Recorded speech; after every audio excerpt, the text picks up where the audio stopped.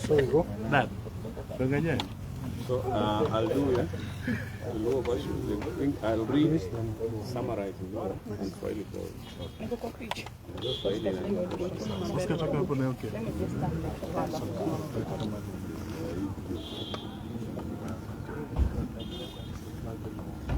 You go.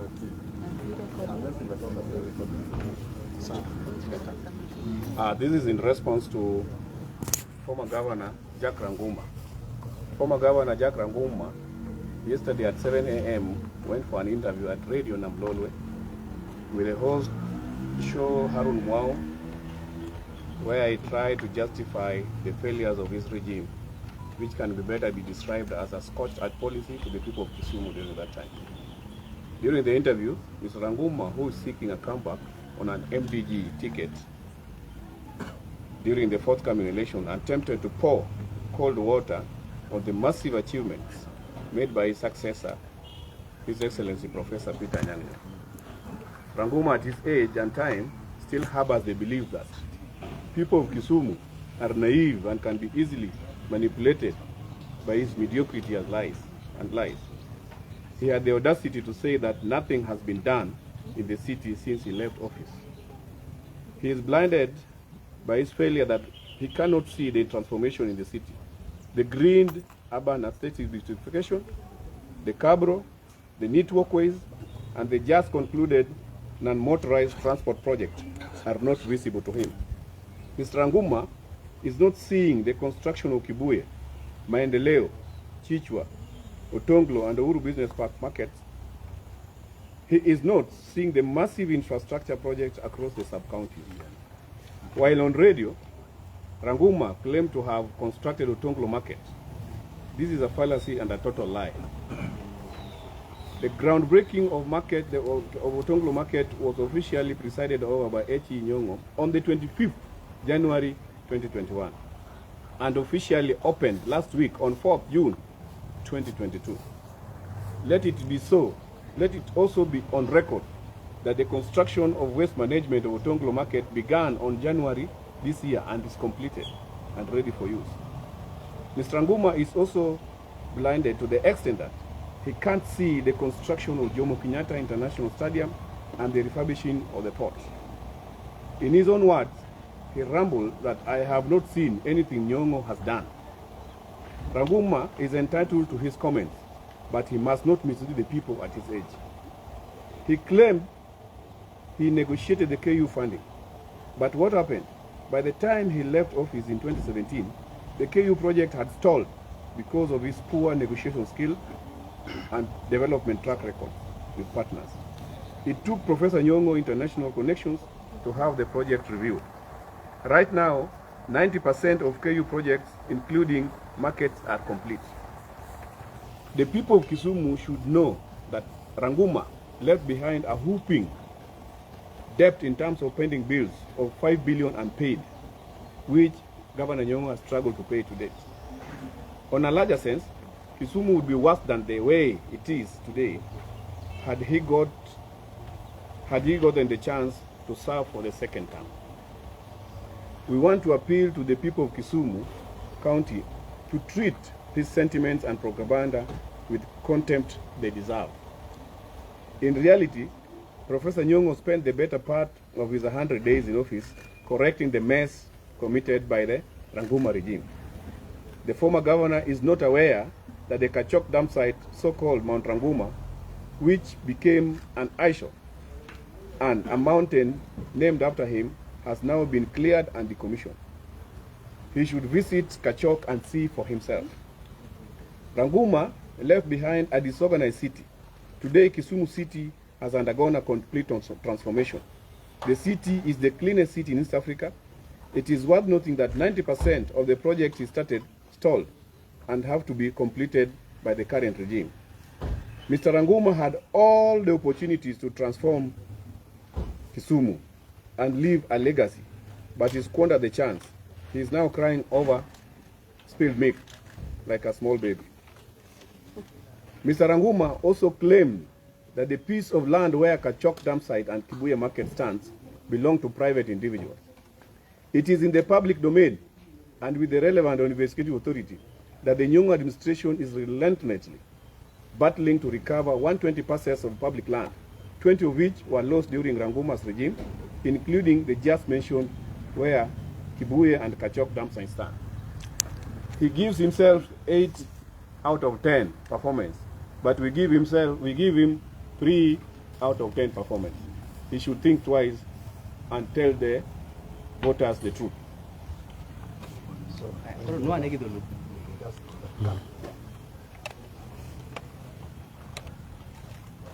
Nyoro gokinyi sachia Governor Ranguma nyodhi radio Lolwe kobedo interview gi Arun Ward John.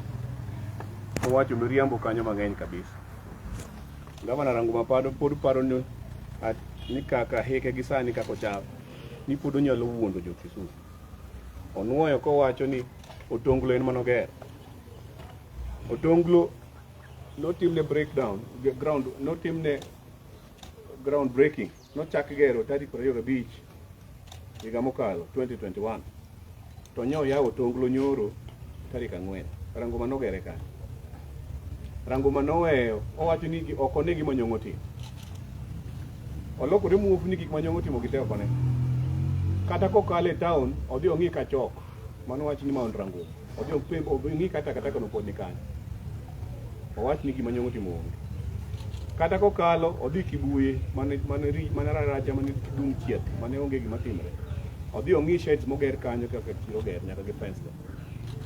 Kata kokalo owuotho e town kuma ne siwa lines odinre, kuma nolil, kuma ne takataka ok ne chal city. Ong'iye owuotho e kabrego yamo kwadhe maber. Ne gima wuod Nyong'o timo e town monde kolos.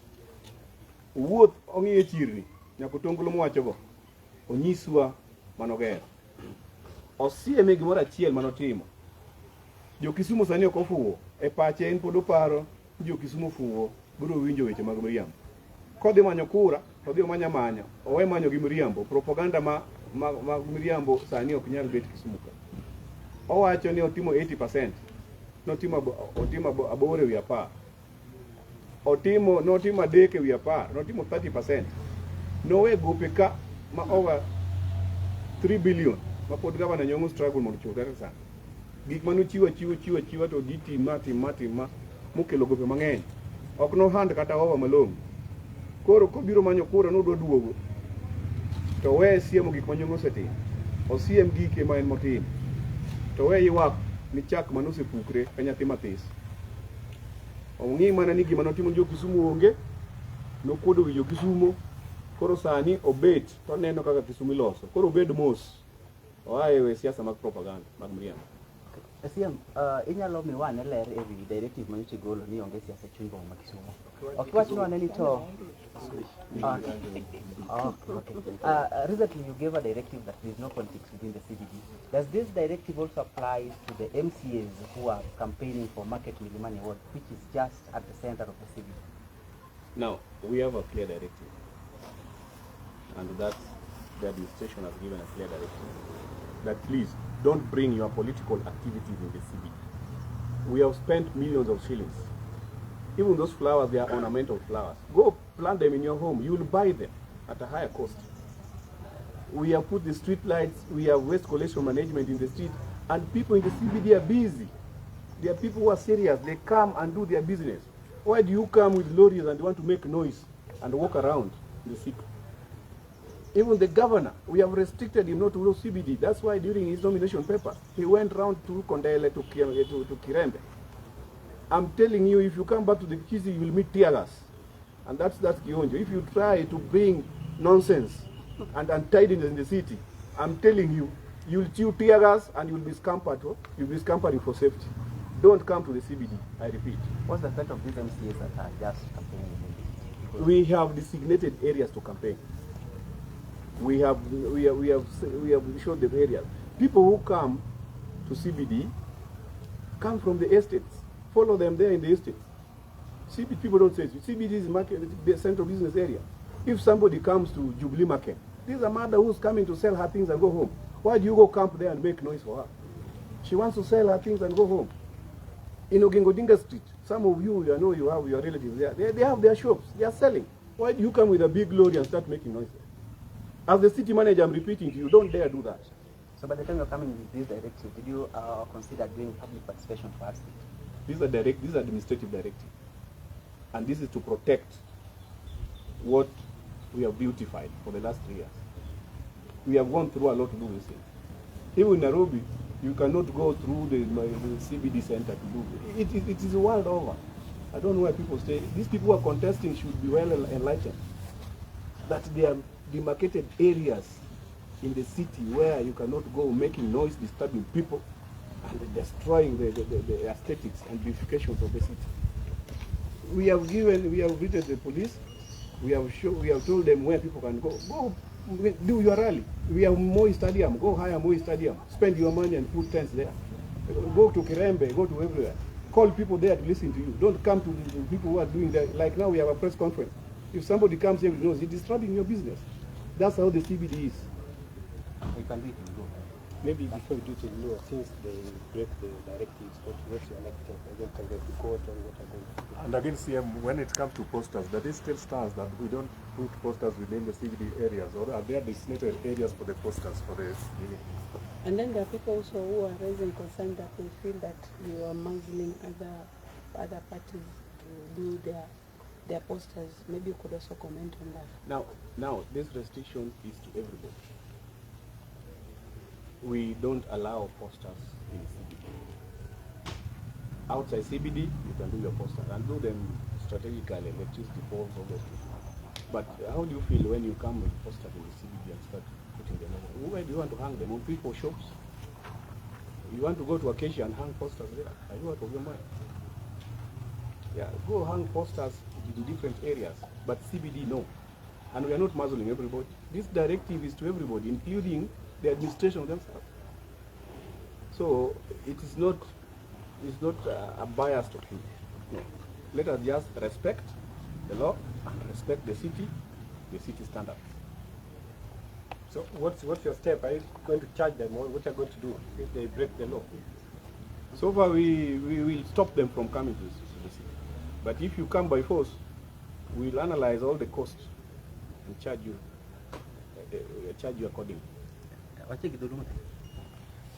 What directive?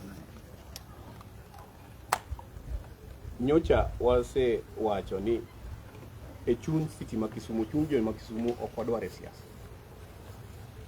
Joma nie chuny boma ma Kisumu gin joma odich mobiro timo helnigi, to gin joma timo gikgi. Kendo e chuny boma ma Kisumu wasetiyo gi pesa mang'eny mondo walos chuny boma ma Kisumu. Wasepidho maupe, waseloso kila kitu. Maupe go ok kwany gi free. Maupe go iyudo gi tich matek, en chulo pesa. Koro nyocha wasendiko mwanyiso nyaka police ni nitie kuond moyienjo siasa odhiye. Dhi Nyayo Stadium kidwa loso rally, idhi luong ji, los kodgi kuno, dhi Kirembe, dhi wasepangogi. Lakini wach mar nyaka ibi mani dir town, man to koro idwa kwinyo ji, idwa chwanyri kodgi.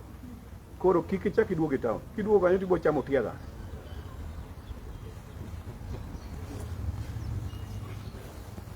CM, you look so bitter. Why is it that you are bitter with this thing?